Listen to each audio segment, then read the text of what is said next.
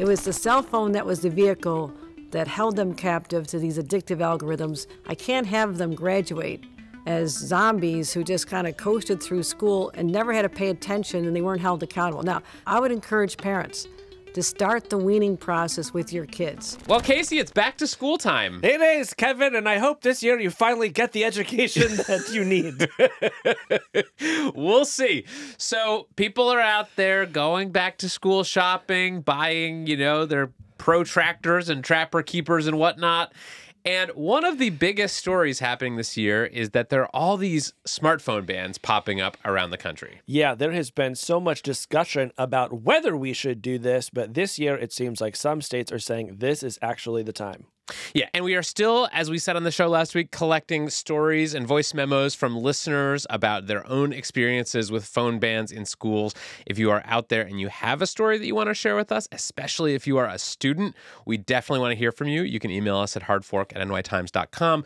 But this week, we have a very special guest to talk about smartphone bans in schools, Governor Kathy Hochul of New York. I'm in a New York state of mind, Kevin. So Governor Hochul has recently been going around the state doing a big listening tour about the idea of banning smartphones in public schools. And by the way, that's the opposite of what a podcaster would do, which is sort of more of a talking tour when the podcasters get out on the road. But she's sort of just listening. Yes. Yeah. So this is something that she has not officially announced yet, but is expected to be announced fairly soon. We'll talk to her about that. This is really a big domino in the kind of wave of dominoes that has been falling with respect to phone bans in schools across the country. Last year, Florida passed a law to ban phones during class time in schools. A handful of other states have also moved to ban phones in schools, and more are considering it. Yeah, this is a state that I think is seen as relatively tech-friendly.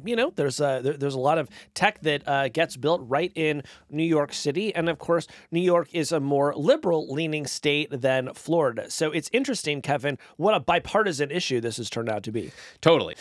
A lot of this has been fueled by our former podcast guest, Jonathan Haidt, whose book, The Anxious Generation, has become a mega bestseller and is really sparking attempts by schools nationwide to get phones out of the classroom. Yeah, and, as we've discussed on this show, opinions about this are mixed. I think there is a lot of evidence that having access to technology can do a lot of good for kids as well. But right now, the pendulum is swinging, and a lot of forces are lining up behind this idea that phones should get out of the classroom. Yeah, and just a heads up, our conversation is going to include discussion of suicide. If you or someone you know is having thoughts of suicide, call or text 988 to reach the Suicide and Crisis Lifeline. So let's bring in Governor Hochul and talk to her about the idea of banning phones in schools. Governor Hochul, welcome to Hard Fork. Thank you. Thanks for having me. So how did you get interested in this idea of getting smartphones out of schools? This was a journey. This is not the position I started with. In fact, it was 2 years ago when I started convening groups of teenagers, particularly teenage girls, to talk about the effects of the pandemic on them. Mm-hmm. I went to a lot of schools, I did roundtables, and one in particular in the Bronx. I had a very diverse group of young women and just talked about how they were feeling after the pandemic. Were they over it? Things were still adjusting. And what I heard from them was so powerful that they're nowhere near recovered from the pandemic. Even now, 4 years later, adults have moved on, but especially a place like New York City, which was the epicenter, everybody knew somebody who did not survive. These are kids whose grandparents went into the hospital. They never had a chance to say goodbye, their own family members. So I would say New York, particularly the city, was hit really hard by this. It had a psychological effect on them. So I started exploring the psychology of what's happening to our teenagers today, why they're so depressed, what's going on. And so it led me to talking about social media, the impact that this was really a replacement for human contact during this time when kids were not in school. It was the substitute, and it took young people to a dark place many times with these algorithms.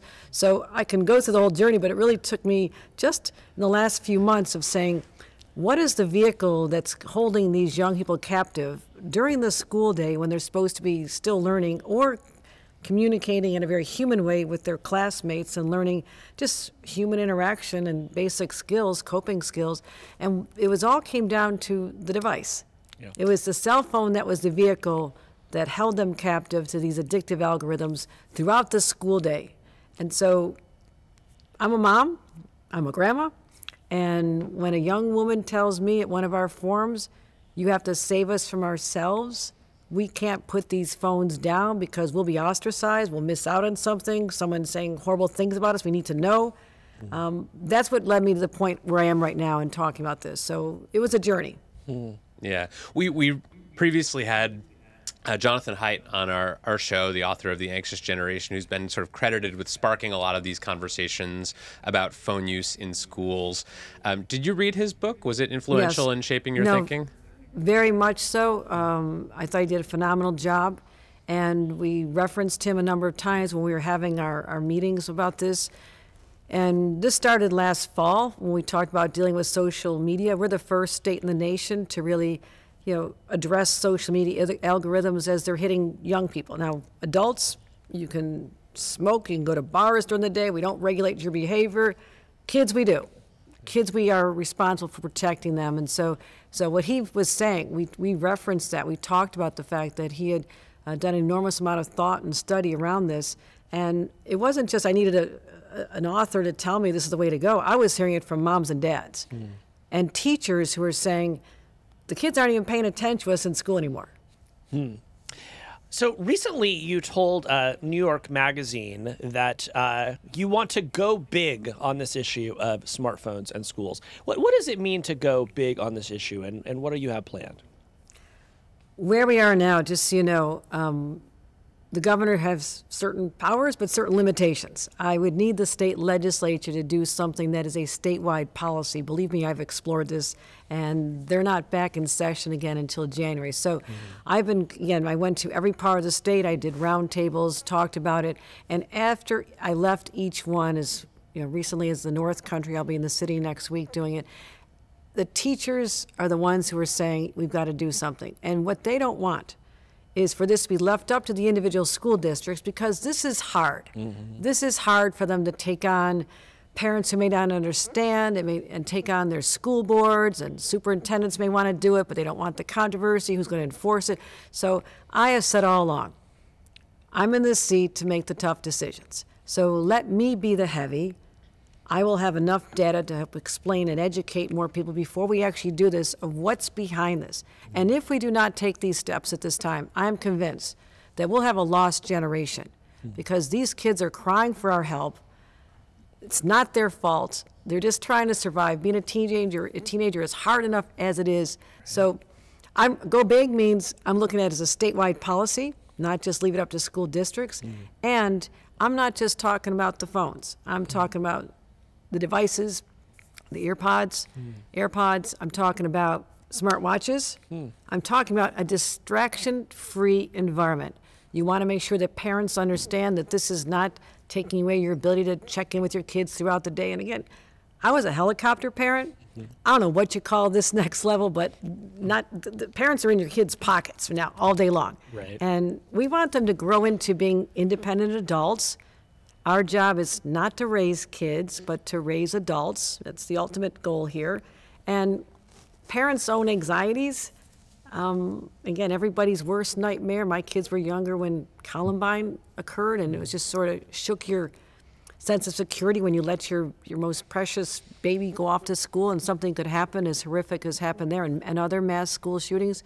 But here's what I learned when law enforcement come in and talk to parents. They will tell them, if there is a crisis on campus, in the school setting, the last thing you want is for your child to be fumbling for their phone, texting mom and dad, talking to their friends. They have to be laser focused on the adult in front of that classroom who will lead them to safety. And as parents start to hear that message, they say, okay, I get it now. It's tough for parents, but the first grade teacher told me that every first grader's coming to school with a smartwatch, and mommy and daddy are checking in on them all day. Like, okay, guys, come on, let's cut the umbilical cord here. So you've been on this statewide listening tour, going around talking with educators and parents and students about the use of phones and other devices in schools.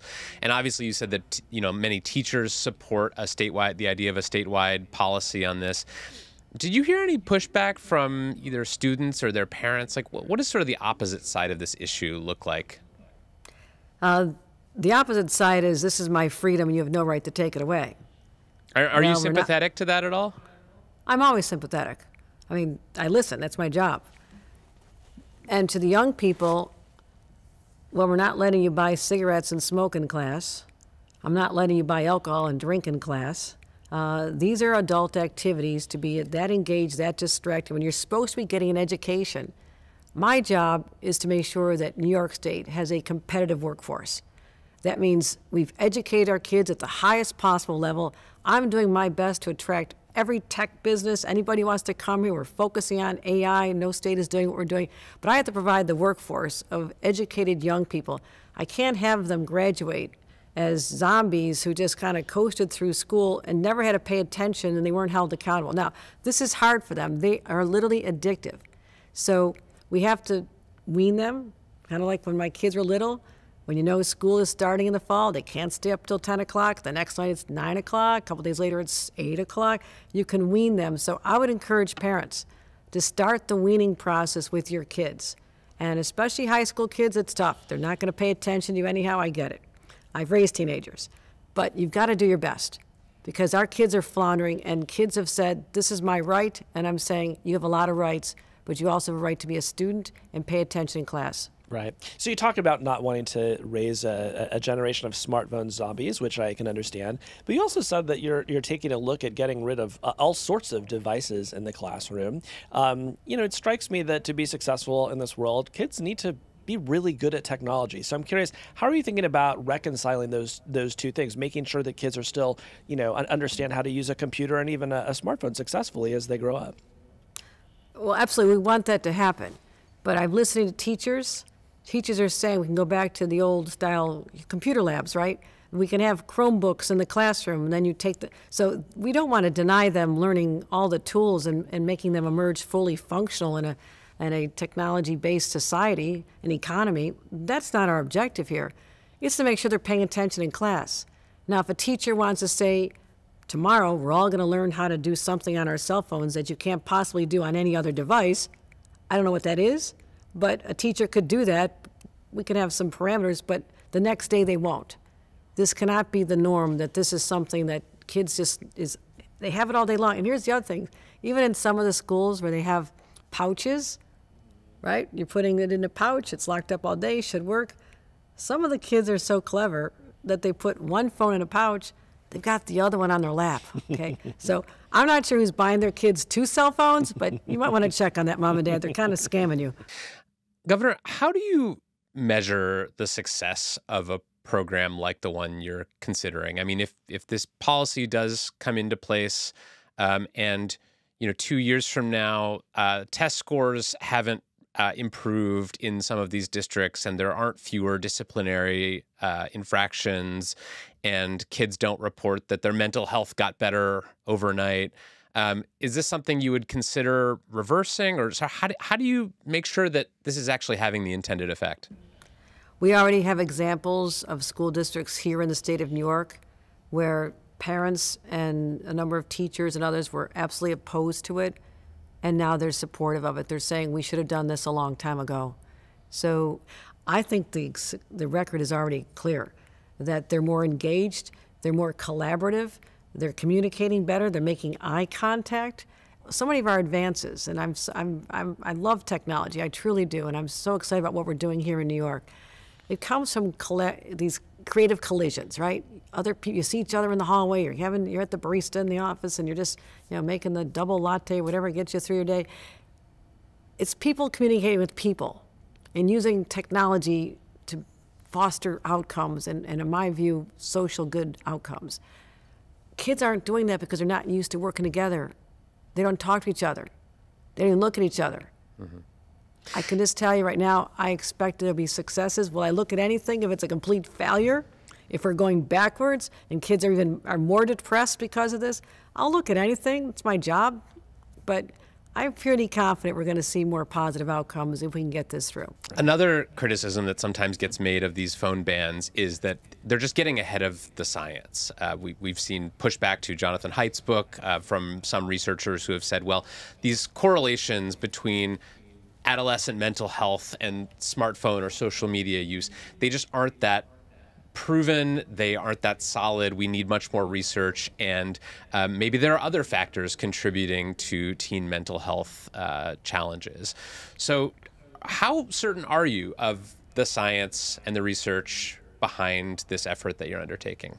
I'm a mom, as I said. I'm also going to make sure we're studying the research, but that's a collision of two bases of knowledge that I have. I can't ignore reality. I can't ignore the voices of scores of young people who are struggling in school, and when they tell me that whatever they wear that day is going to be mocked out and criticized, and they're going to be bullied, and a mom who told me her son is literally contemplating suicide. Her husband leaves work every day to make sure he doesn't do something disastrous on the way home from school because he's been so bullied. And she said, please take these cell phones out of these kids' hands because they're harming my child. I don't need a real long research study at some fancy university to tell me we have a problem here. So data's good. I'll always rely on data. It's important.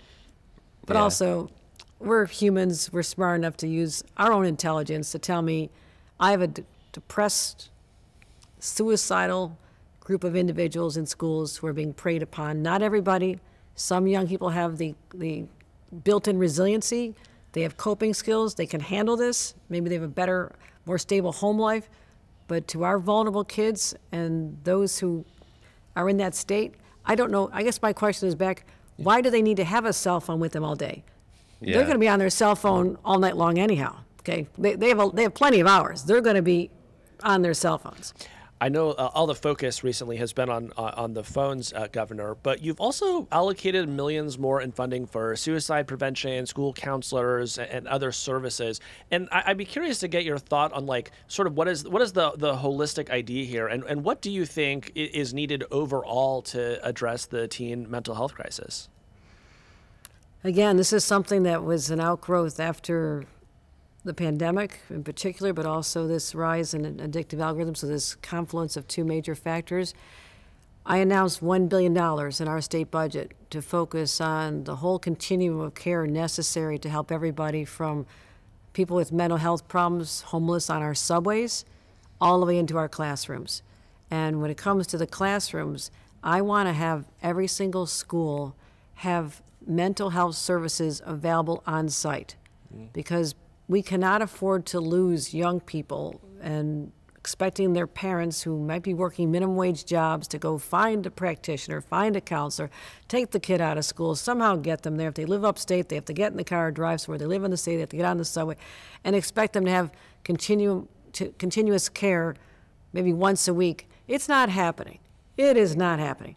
We have to make it easier on our parents and our kids to get mental health services in the school setting. We help them get on their feet now, and I was shocked to know how many grade school kids are struggling. I talked to a grade school counselor. I was over in Westchester County. She said that 40% of the young people in that school, grade school, are suffering from mental health challenges now. So these are the experts telling me. I'm saying I'll put money into your school, provide those services there. Now the challenge is, I need more workers. I need more mental health workers to go into this profession. I need people everywhere. I need lifeguards. I need corrections officers. So I need a lot of help. But this is so important to me to have this available for parents to know that they don't have to worry about this, that their child's going to be taken care of in a school setting and they're going to be okay. Yeah. I mean, one of the strongest things that I've found in support of the idea of banning phones at schools is just that we have all kinds of technology that we don't allow kids to use when they're trying to learn because it's just too distracting. And you could kind of almost separate that from the question of whether the data supports the link between smartphone use and mental health. And sometimes we'll hear pushback from people in Silicon Valley saying, well, this is just a moral panic, right? Every generation, parents find some technology to blame for, how their kids are struggling, whether it's video games or TV. And my response to that is well, yeah, but we couldn't play video games in school either. It was not part of the classroom experience in the way that smartphones have been today. So I think kids will survive if they can't use their phones during class. I did have a game on my calculator, Kevin. I was playing Snake on my TI 83 back in the day. But you're right. Generally look speaking, at you now. Yeah, you could have been somebody. Who knows? Maybe they might have held you back. Who knows? I don't know. Damn, I'm getting dragged by the governor over here, Kevin. Nice work. Yeah. But you're right. Like, I'm not a fearmonger. And I'm not going to over-exaggerate this. And I wasn't looking to come to this conclusion when I started on this journey. I truly wasn't. But I cannot ignore these calls for help from kids. That's what adults are supposed to do. Sometimes they just, again, I'm going to repeat it. You've got to save us from ourselves. We can't put it down. It's like, okay, that's all I need to hear. I'm going to help you, sweetheart. I'm going to help you. And so we'll get there. And I'd ask anybody in the tech industry who's complaining about what we're doing here, and especially our ban on addictive algorithms hitting young people until they're 18 years old or during the night. You okay with this for your own kids? I mean, do you want your child to get into school and even before the bell rings that they're tuning out their teachers and they're on that all day long? Is that what you think is good and healthy? Maybe you'll be on our side. And even when it came down to our challenges of last year, passing our nation-leading legislation on saying no more addictive algorithms bombarding kids without their parental consent. I'm not sure even a single parent who'd approve this, but the opposition we had from tech companies, I said, listen, you can sue us, but I'd rather get out of the courtroom and come into my conference room and we'll figure this out together. You have a vested interest in the health and well-being of our young people. They're your future employees, okay? You want them to be sociable and have skills that they're not developing when their existence is looking at their cell phone. Right. Governor, let me ask you about these algorithms, because you've brought them up a few times so far today, and you signed into law a bill that requires social medias to obtain parental permission before it shows kids an algorithmically curated feed. So, these are the personalized feed. You use TikTok and you like a certain kind of video, and TikTok shows you more of those kind of videos, and that sends kids down rabbit holes. One of the objections to this kind of thing that I'm the most sympathetic to is that if you're a kid on the margin somewhere, sometimes these feeds point you to people who look like you, sound like you, and maybe make you feel a bit less alone in the world, So I'm gay, I didn't have access to this growing up, but I can imagine, using an app like TikTok or Snapchat and seeing some people who look like me, and maybe feeling better about myself, feeling a little bit less lonely. I wonder if you had any of those kind of conversations before you formulated this bill, and kind of what you think about that kind of use of social media to maybe help kids feel less lonely. There are many positive benefits to social media, without a doubt. Yeah. This has never been about social media. This has been about young people being able to be free from messages coming to them that are curated to hold them close, to basically hold them captive. And I wish I could say they're all positive messages, but if you put in looking up something on suicide, and you're looking for someone to tell you shouldn't and you're going to be okay and here's some help, and yet you're going to find multiple ways to commit suicide and other dark forces that are out there.